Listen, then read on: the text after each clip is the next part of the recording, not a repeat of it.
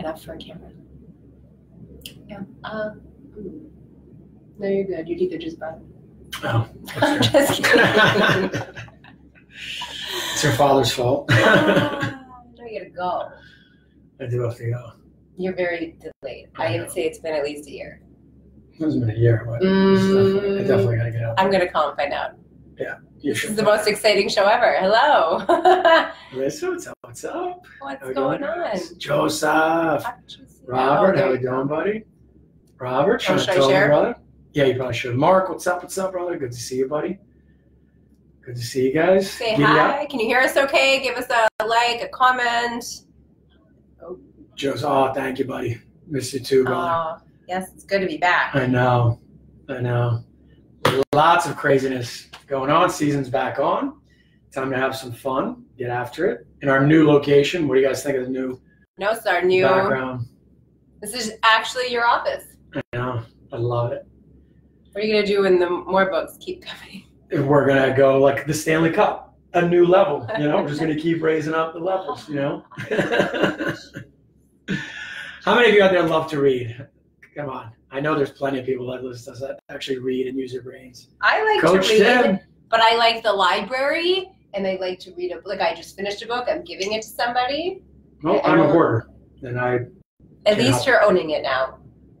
At least we're no longer in denial. When it comes to books, I'm 100% a hoarder. I don't. Books. What else? Like little pieces of paper, like everything pretty much. Do they have information on? It doesn't matter. Take a picture of it. You're a digital hoarder. Thank you, Joseph. Thank you, buddy. Jason, what's up? What's up? Hey, Tim. How's it going? I needed to share this. Share it. Sorry, guys. We're getting Yes, and feel free to share because share away. Zenny, what's up? What's up, brother? The Facebook algorithm lately has not brutal. been kind. I know. So please share, like, love, comment. Joseph, tag a friend. What up? Yes. Oh yeah. Hi, Brad. How are you? Good to see you. Yeah. DeMarco. Nice. I think I need my eyes checked. I had my skin checked today. Maybe it's my eyes. Oh yeah. It seems farther back than our old. No, it's definitely like a different kind of thing. Guys like my mug. 3 steps to your best season yet. 3 steps to your best season 3 yet. steps to your best season. No matter if you're mom or dad or guardian or player, parent, coach. Doesn't matter. This can apply to everybody. Job. Yeah, to anything. So freaking pumped to. There's been a lot of growth, a lot of stuff going on over the last several months, which has been pretty cool. Defining the message, simplifying things. Right. This has been, one of our greatest challenges that we know all the time. Right, is how to articulate. Like that's the thing that I geek out on, is always trying to figure out how to really simplify things and how to take what it is that we do and how to put it into context here, right? To simplifies, I complicate. Works out great. Isn't that the truth? There's a balance. There's a balance that goes to it. So parents, we know it's been, craziness has begun. We know it's been tough. Has it ever really ended? What's that? Has the craziness ever really ended? No, it never ends. No. It never ends. We know that. It never ends. We know that. It's a never ending, it's life. Right? As soon as it gets good, something else challenges you to raise you up and make it even crazier. So that's just the way it goes. Summer hockey's intense, man. I mean, it's not just in season anymore. Yeah. The new season is upon us. Yes, Mostly it is. Everybody at this point has yes, it is. Probably had some games. Joseph, you're welcome, brother. You're welcome. Yeah, it's definitely a different world. It is a different world. And it's not even, it's funny, right? When it comes to parents, and obviously we're doing this as the Parent Trap to help educate parents and help them out along the craziness. But you know what? Coaches deal with the same craziness. Players are dealing with the same craziness. It's just a different context of craziness. And I think that's always been the challenge of taking what we're learning and how we're applying it to our students and how to apply it to everybody else. Because at the end of the day, it applies to everybody else. And that's what we're going to talk about today, is getting into that, of understanding 3-step process that we follow inside of our programming with our teams, right, with players, individuals, right? But this is something that we utilize day to day.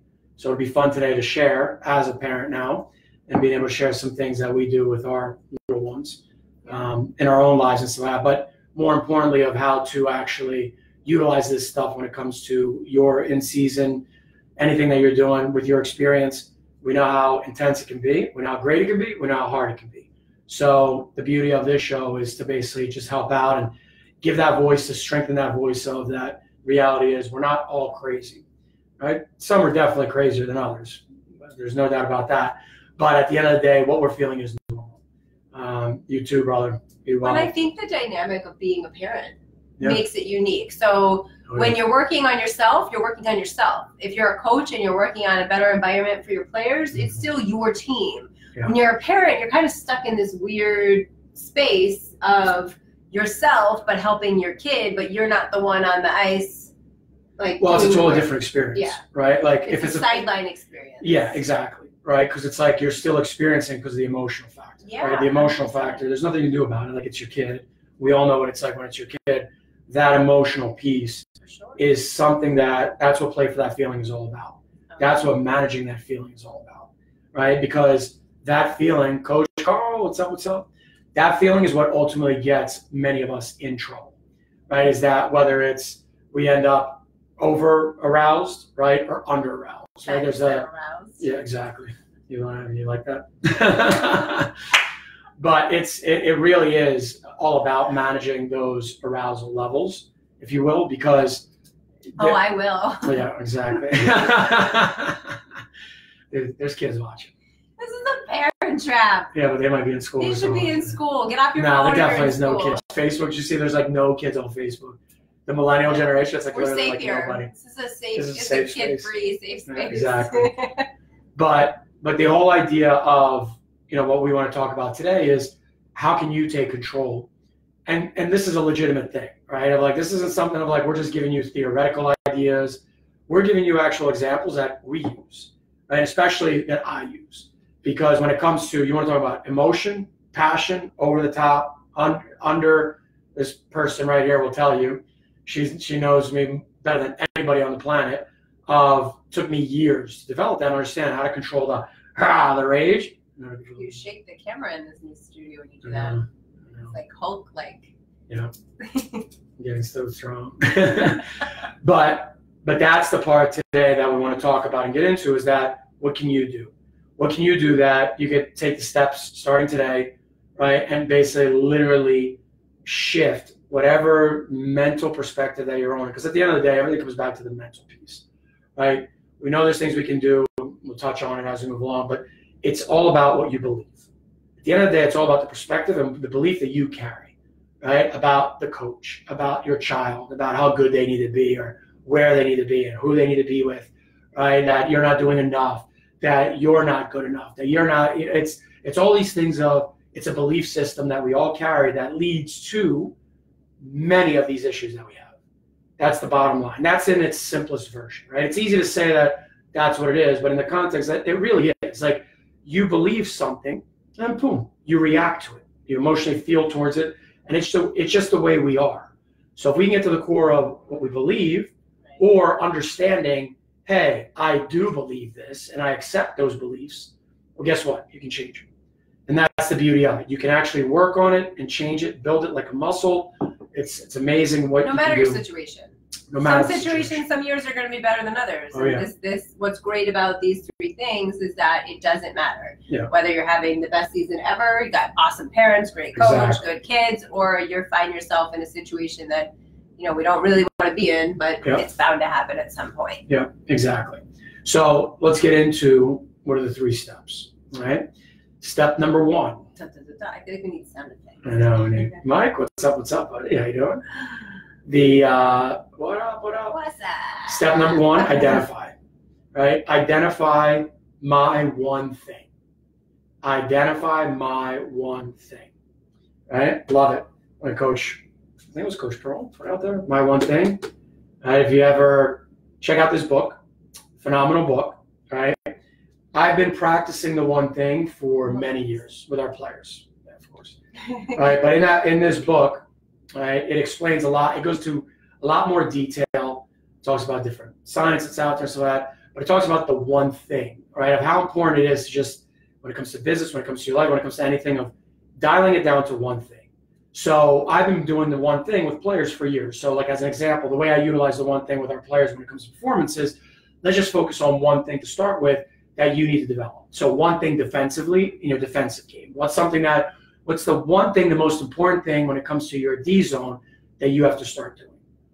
Or when it comes to your offense, what's the one thing offensively that you need to start doing? And then you build from there. The one thing that's beautiful about the one thing is that it gets you to zone in on just one thing. Yes, exactly. But it simplifies the whole process, right? So for parents, if we're talking about having the best season, what are the examples then of, all right, if I'm identifying what's the one thing? Most parents know what's the one thing that might throw you off. So, I had a bunch of things. Love my journaling in the morning. So I'll go through a couple of things, guys, just to make sure as I went through. But what's the one thing that would help you have a healthy and productive season with your child, right? It can be, I'm not going to talk about how they performed in a negative way this season, or I'm going to be supportive of what I might feel, our weaker performances this season. I'm not going to talk about other players on the team with my child this season. I'm going to be more supportive of the coach this season, even if I don't agree with everything the coach does. I'm going to sit with more positive influences at the game this season, or I'm going to hang by the glass and sit by myself this season, right? I'm going to control myself and not scream at the refs or the other team this season. I'm going to be more emotionally patient this season when my child comes to me upset about an experience with the team or about how they performed, right? I'm going to coach my child a lot less this season, and I'm just going to enjoy watching my child play this season, right? So the idea is picking, those are just examples. Does it relate? Does anybody... Yeah, drop in the comments too if any of those either really resonate or you have one that... Or you have one, examples, right? Share. We love examples, right, as it keeps popping up. But what's the one thing that you know for yourself that might create negative stress for you? Right? We're not talking about like the positive stress stuff right now. We're talking about maybe the negative stuff, right? Parents talking about other players, right? Different scenarios that might happen where the travel schedule, right? There could be all kinds of different things. But what's the one thing that you know triggers you? Yeah, that's a good thing. The thing to focus on, like, what's the one thing that if you worked on it would bring you more peace? Mm-hmm. Would bring more peace to you personally, would bring more peace to your family. Yeah. What is, because some people may be overwhelmed even by thinking of one thing. Well, I don't know. Their brains are all over the place. So just start by when you think about even just so far into this season. Yeah. Have there been areas that you're like, oh, I wish it wasn't like this, or I wish I didn't do that. Like, that's a great place to start. Yeah. Or maybe you did something that was great and you were like, I'd like to do more of that. Exactly. Start to think about. Yeah.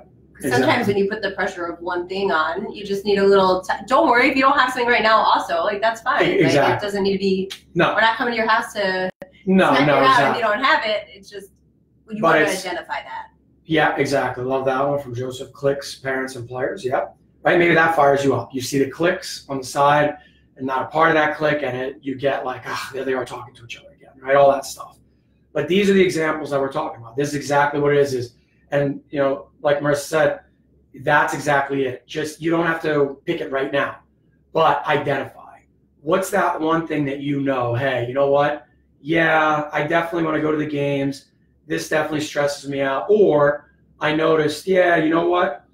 When I'm doing this, I feel a little bit better about how the day is going or the game is going, and I'm in a better place, right? So if you could just pick what that one thing is, that's what I want to start off with, right? Can I do a suggestion there? So if you're kind of struggling and you don't really know, I would recommend using this weekend and kind of take out your phone, open your notes, and literally like every 1 to 2 hours, set an alarm to go off. Yeah. Just jot down your thoughts for a few seconds. Like, it doesn't need to be anything intense, doesn't need to be crazy journaling. Just jot down what happened over the last hour or two. Was there a game? Was it pregame? Were you traveling? What happened and how'd you feel? Yep. And then at the end of the weekend, go back and look over at it, and you'll see patterns, and pick one of those patterns. That would be a great place to start. Exactly. You want to know my one thing currently right now that my one thing is right now that I continuously work on day to day, and we'll talk about here of step 2 in a second. But my one thing now is dealing with the kids and their emotional reactions, right? When they our kids, our own kids. Naomi starts screaming, right? The crying and the screaming. The crying and the screaming. Oh yeah, and she knows how I am of like, If I'm tired, oh my God, I have visceral it crawls under my skin, right? If I'm tired. If I feel okay, I'm fine, feel energy during the day, all that stuff, I'm better at willing it and just take a deep breath, right? But that's my one thing that I'm currently working on, because I don't like the reaction I have when I don't pay attention to it. When I don't identify that that's my one thing that I don't enjoy, that I don't like, right? About how I react to my children, that's an issue, right? That's an issue for me. So that's the one thing that I'm currently working on and paying attention to, is developing that, right? Because I know that's the one thing that how I react is not healthy. It's not good. I don't want them to see that that's how you react when you're stressed out and stuff like that. So I work on it. And that's the part that I've identified is that's an important one thing for me currently right now that I put the time into. So that could be an example, right? We all have different ones. Managing the chaos. I don't know if that matters. Can I share that? Sure, of course. So I'm sure you can all relate, especially if you have more than one kid, or even if you only have one kid. Our daughter started kindergarten. The amount of information that seems to be coming home.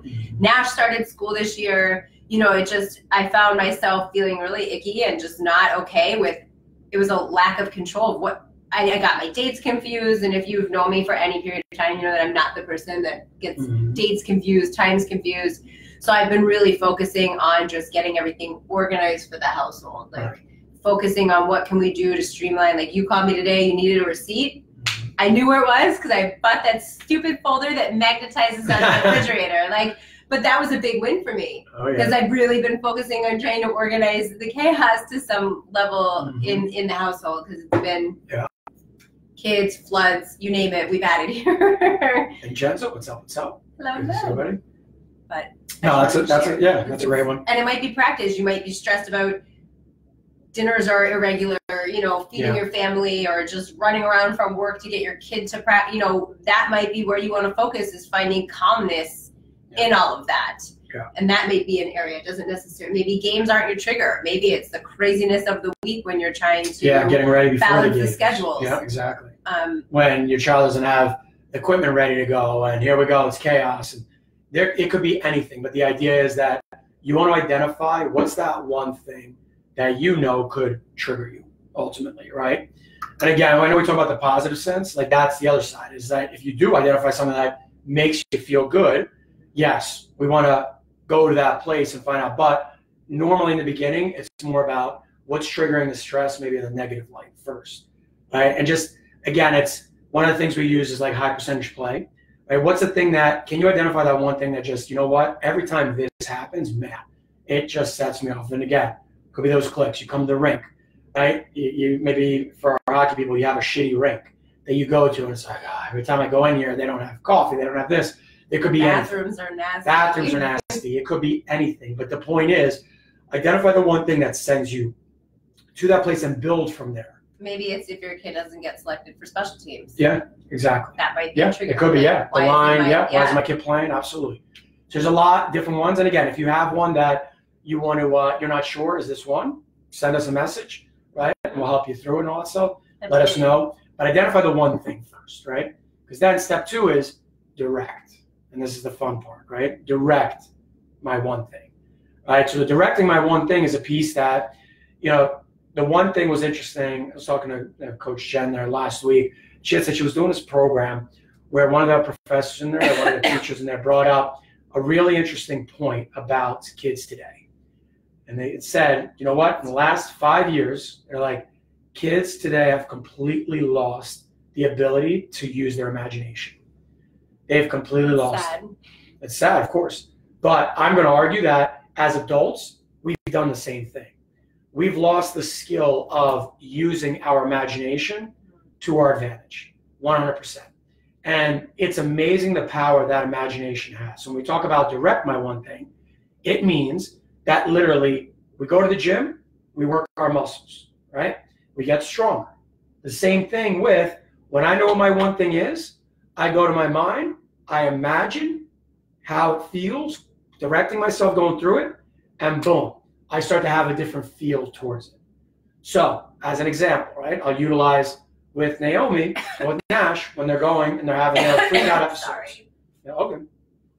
What do I do in the morning? So when I sit, I do my journaling in the morning, right? I put down, I go through it. As soon as I'm done, I do 10 minutes of imagination work. And what I do is I focus in on love. Right? I just use love's my power word. It just helps me out. When I go to that place, it just makes me spiritually feel good. It calms my nervous system. It works for me, right? So when I think about that, I literally, in my mind, am envisioning the different scenarios that I'm going to go through with Naomi or Nash today, the different scenarios that I'll go through where they could potentially be screaming, crying, getting out of whack, and where I'm having a different reaction than just getting angry with them. So I'll look at breakfast first thing in the morning. I'll start thinking about, okay, they're going to come down before school. Sometimes I know Naomi can start out with, I don't want to go, I don't want to eat, right? Nash can start to be a pain in the butt. And I just start to think about them doing that, right, in the morning. Like literally being that pain in the butt and all that stuff. And I just sit there. Literally first breaths of the day. No, but again, doesn't mean that they are doing it. What I'm doing is I'm imagining the scenario of, in the morning, I see it, and I'm seeing in my head of, okay, they're going to act that way, and I'm watching my reaction to it.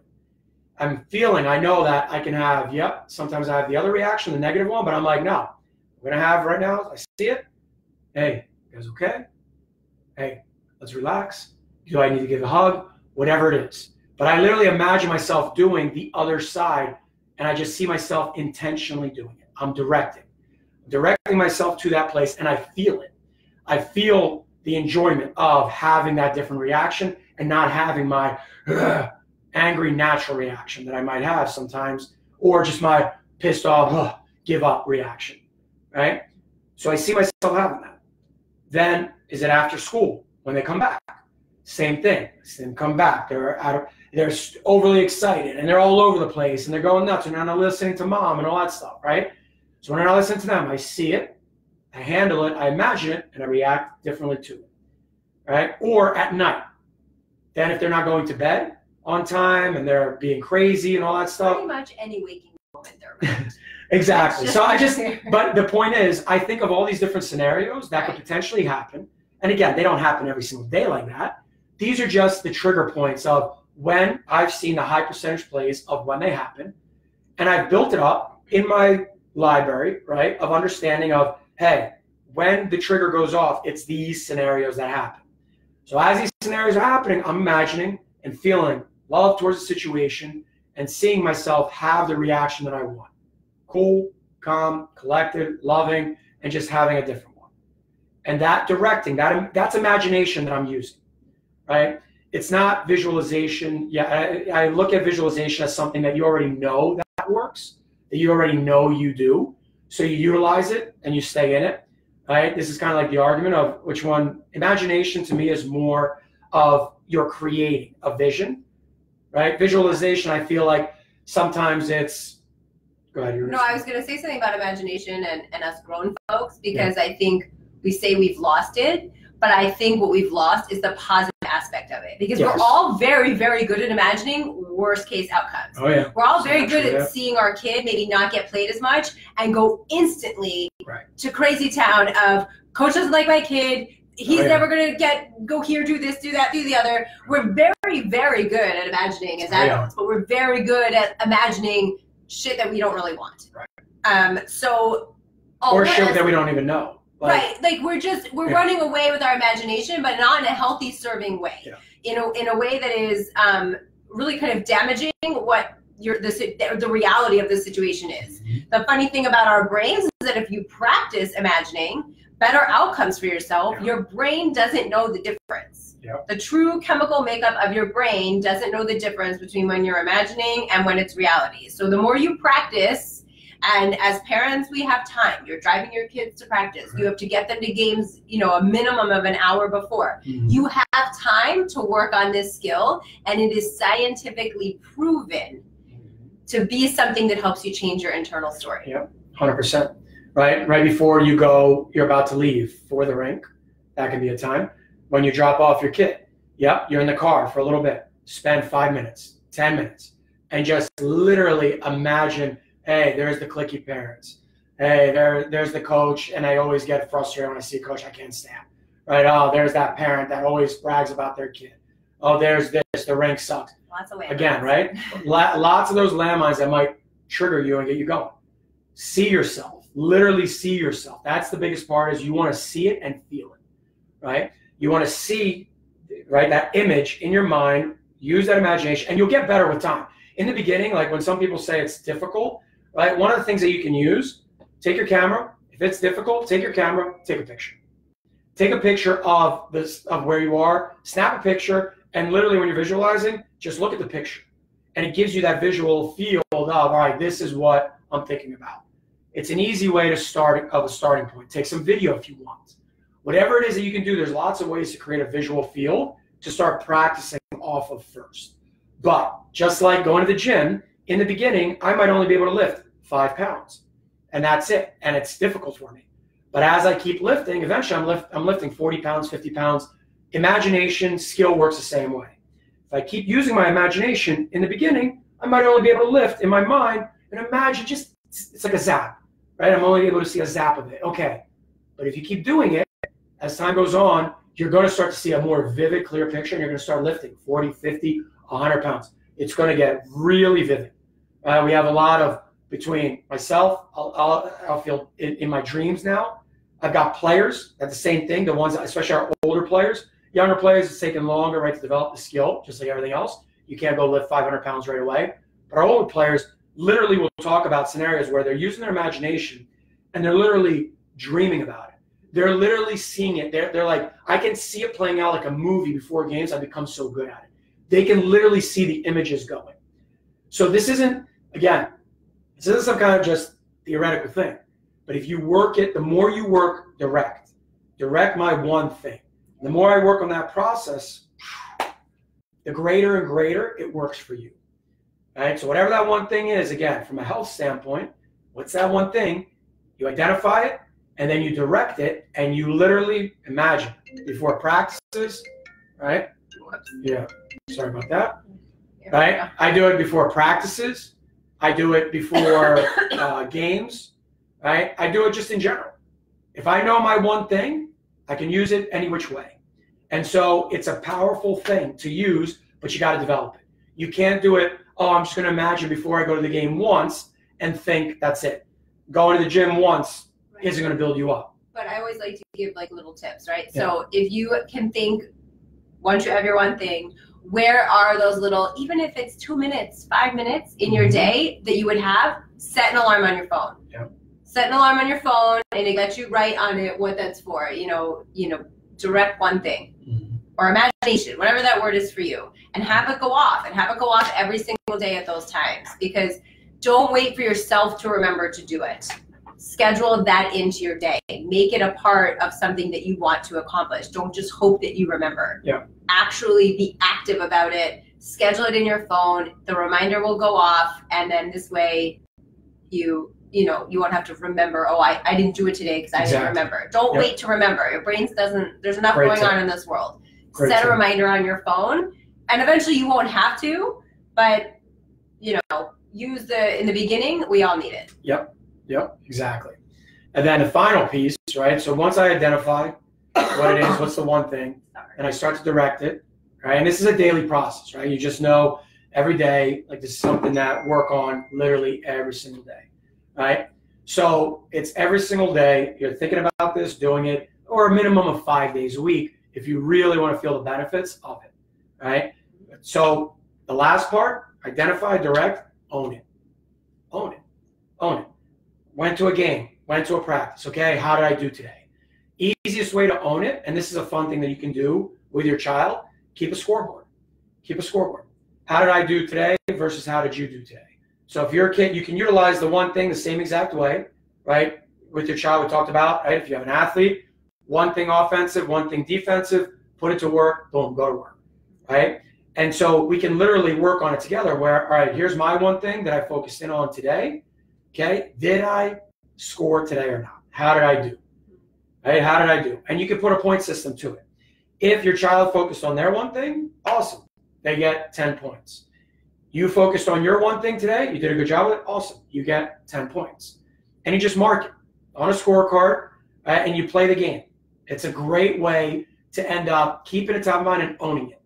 right? Because the days where you don't do it and the days where you fell off, you get 0 points. That's it, right? So if we're looking at it over the course of 30 days is usually the easiest way to go about it. Do it as a monthly game with your child, right? Or again, if it's just something you want to scorecard for yourself. But in 1 month, if you have 2 practices a week, 2 games a week, that's 4 games, right? 4 games a week for yourself, or four potential scorecards, right? So if it's 4 times a week, that's 40 points a week. 40 times 4. You got 2 kids and you got like 8. Exactly. But if you do 40 times 4, 160 points, boom, put it down. Did I hit my 160 points this month? Or you know what? I got zeros on 5 of them. Okay, so I hit 110 out of 160 this month. But don't harp on the days that maybe you didn't do it. Just get right back in and don't wait till Monday. Don't wait till New Year. Yep. It does, it's fun to gamify, but own it. But if you forgot, or it was a crazy, something happened, maybe you had family in from out of town and it wasn't your usual schedule, no harm, no foul. Yep.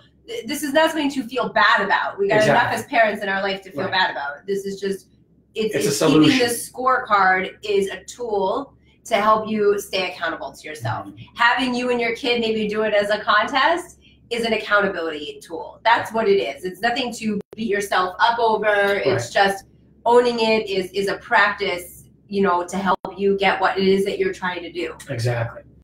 Own it. Be accountable, right? It's the one thing that drives all the coaches nuts, and it's no different for coaches too, right? Because I make the argument back to coaches, the very thing that drives you nuts about players, well, there's parents that can argue that drives them nuts about you, right? Accountability. Well, you said you were going to do this and you didn't. So now it's the parents' fault. They're upset that you had said something. And now it's, well, I'm busy. Well, how do parents know that? How does anyone else know that? How do the players know that? Right? So it's no different of that accountability piece of every day of knowing, okay, own it. Did I do what I set out to do today? If I didn't, like she said, it's all good. It's all good. You just bounce right back on. But it's a powerful tool when you can every single day come back and say to yourself, did I do it today or not? And if you didn't, it's okay. But at least you're being accountable to, you know what? My one thing, I identify what it is. I directed it today. You know what, though? I own it.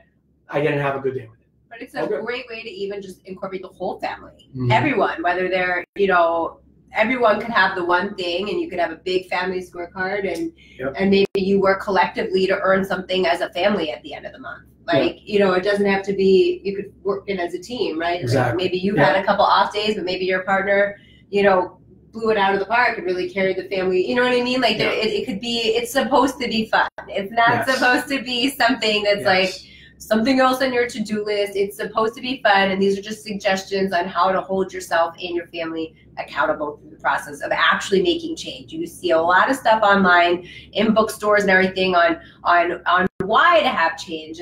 But this is like a literal, you want the how-to guide, identify, direct, and own. That's the how-to guide. You do those things and change will happen. But if you don't, you have to do something. But I think a lot of times we look for how do I do it? Like I'm a person, what does that mean when I hear something? How do I really do it? This is how you really do it. Yes. And it's really simple because our brains, as complex as they are, really function simply. Exactly. And here's why it's so important that this type of stuff, why are you seeing mindset's nice? Now mindset's becoming the thing, right? It's being out there, which is awesome. Great for us on that. I don't know if people are starting to take it more serious. A mindset now becoming more serious is no different than when the gym started, right? When we first started, we had, evolving athletes. We had our gym going back in the day, and it was the same thing. Well, I don't need, weights don't score goals. Now every organization has the gym. Off ice. Yeah. Off ice. You have to do it. You have to do it, right? This is off ice. This is the same thing in the new age of information. There is so much information. We're in an age of information overload. There's too much information out there. There's a how-to guide for every single skill, every single thing you could do on their mother. There's tons of options of organizations to play for. There is so much out there of do this, do that, talk to this person, talk to that. It is going to be impossible. What's coming with artificial intelligence, with even more of how information is being used, it's going to get even harder to manage your thinking because you read about it. Google, the technology they have, all the big tech companies, all that, they have the ability of where they're just learning how to literally manipulate, and it's what it is. But they're learning how to take information that they've been given of data and how to spit that back out to literally just have your reality where you just feel like, I don't have to think anymore. And that's just what it is. And it's nothing to judge. It's just life. It's just the way it goes. So, but if you want control of your own mind and your own feeling of what's going on and have your pulse and not allow the world to take over with all this info, with all this stuff that's out there, you have to start training your mind. That's it. Just like you train your muscles, this is the new age of you got to train your mind. You have to have a strategy of, I'm going to the playground, I'm going to the gym, and I'm going to go work my mind out. And these type of skills of the journaling, the imagination, owning it, right? Really being aware and knowing, did I do it or not? These are the tools. These are the skills that are day to day. These are exercises. We haven't been raised to think that these are exercises, but they in fact are exercises. Yeah. They're tools. And so understanding, shifting your perspective to understand that is such a powerful, it makes such a powerful difference. It can't stress it enough of how it literally, obviously, this is what we do now, but it literally changed my life. Literally changed my life. The depression I had from the playing days of, not wanting to play in the NHL so badly, to then coaching, found that, to not being able to figure it out with coaching and understanding, to then getting into Bloodline, stressing out about the business.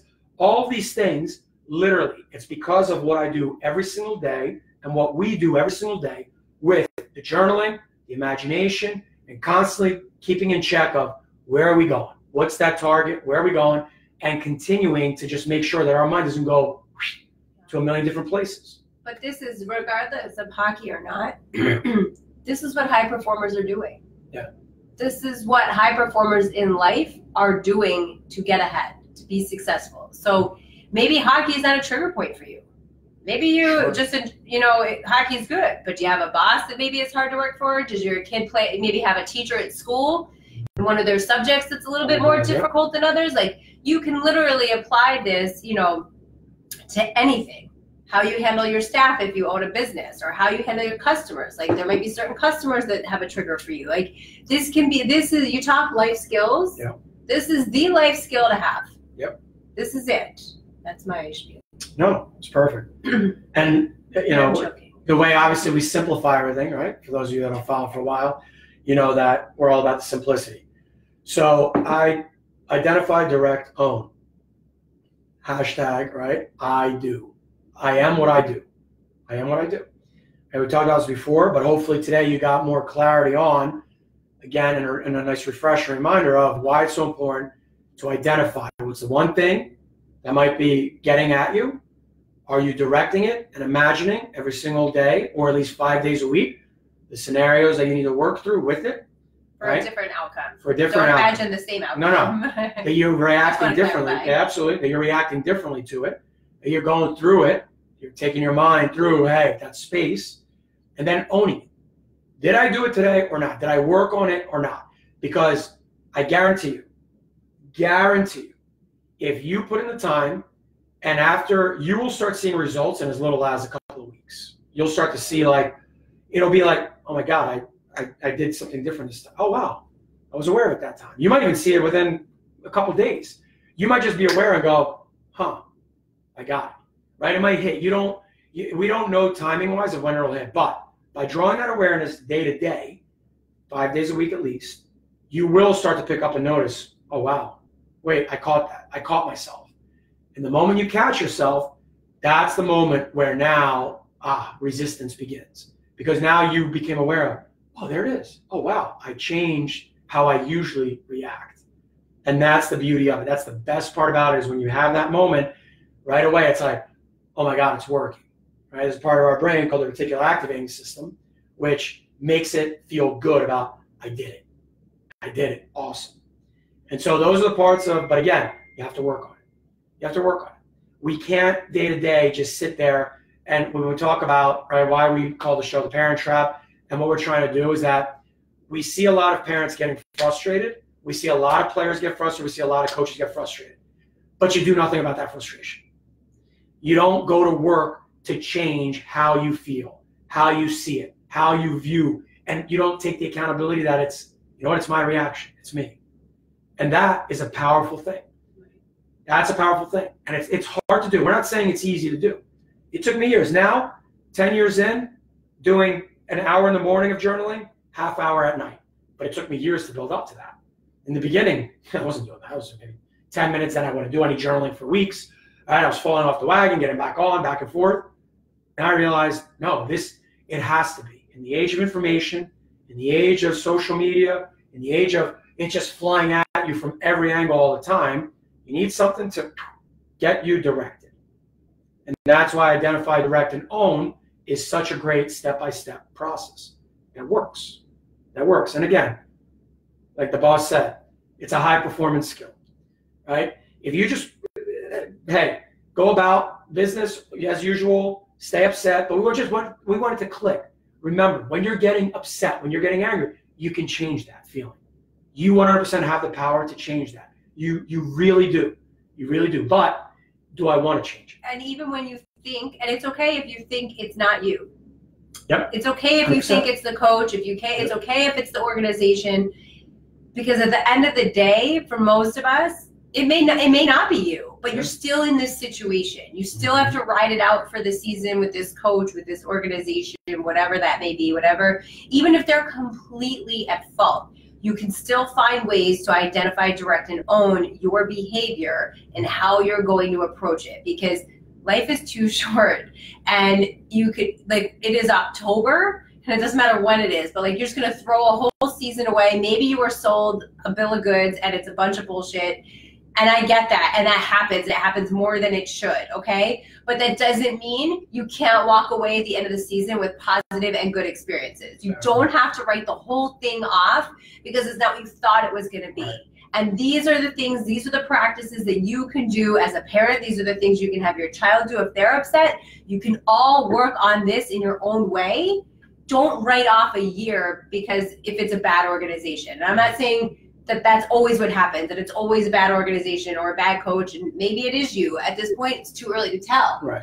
But no matter what your scenario is, like if you're sitting there thinking like, oh, I don't need to do this because it's not me. Right. It's the coach. Right. You still have to deal with the coach, and it's October. So like, sit down, buckle up. It's going to be a long season, and it's going to be a lot longer if you don't put things like this into practice to keep yourself sane. Exactly. You feed into that fire of it's the coach. Your kid's going to buy into that. And then and listen, I get it. It's fun to some degree of like misery loves company and all that stuff. But like, you can make the best of it. Oh, yeah. For my hockey people out there, here's a simple analogy. We all know the game is super emotional. And all I want you to do this weekend, and depending on who you play, but maybe you have a favorite NHL team that you watch, okay? How does it feel when you watch that team? How does it feel when they're losing and you're freaking out at the TV screen? And you naturally have but then they score and they come back. And then say it ties up. And you go on this emotional roller coaster. How does it feel? Play for that feeling. How does it feel? So it's the same thing of that feeling that I get as a parent. It's the same thing. Oh my God, my kid's this. Oh, the coach is doing that. Oh, my kid's going to be so upset. We all go through this stuff. But it can't be like a roller coaster, like the way you watch a game. Naturally, the way the game happens and you have this reaction to what's happening, it's a great analogy too. We can't live in that space all season long because of the amount of travel, right? Especially for players that are more highly committed to the process. There's a lot of stuff that goes on, but it doesn't even matter. Even if you're not a highly committed, there's still, doesn't matter what level you're at, between school, between team commitments, there's a lot that goes on. There's a lot. So the emotions, we know. We can appreciate the emotional factors of the game. It's like a roller coaster. And if you don't get control of that and understand that these highs and lows can grab at you, this is why misery happens. This is why you go from feeling great to feeling super low. Like an analogy that kind of is like, instead of watching the game at ice level, it's like watching it from the skybox. Yep. Yep. It's like when you get to see the game from above, it's a totally different. 100%. You're watching it unfold totally differently. 100%. When you're in it and you're here, that's why those ice seats cost so much money, right? Yeah. Like, like the intensity, and you're like so emotional. But when you can just go back a few, right, it changes your whole perspective. Exactly. And that's all, because it's not, listen, sometimes it's fun, right? Oh, you're like, enjoy the flow of the game for sure. Oh, yeah. But like your stress levels and your health above all else, yep. right, are the most important. Yep. Most important. Amen. Amen. So hopefully helped out. Guys, any comments? We saw a few people. Jim, what's up? What's up? Hi, good to see you, buddy. Joe. He's the man. Lou. But I hope if you guys like today, please share, hit like, hit love, drop a comment, something to tell Facebook that's like, yo, these peeps aren't so bad, so that they will continue to help spread the love amongst the hockey community. But we're glad to be back. It's going to be a fun season. Yep. We got lots coming your way. If there's anything we can ever do here at Bloodline Hockey for you, your player, your coach, parent, whatever that may be. Ideas for shows. Yeah. We got lots of fun announcements coming up over the next few weeks.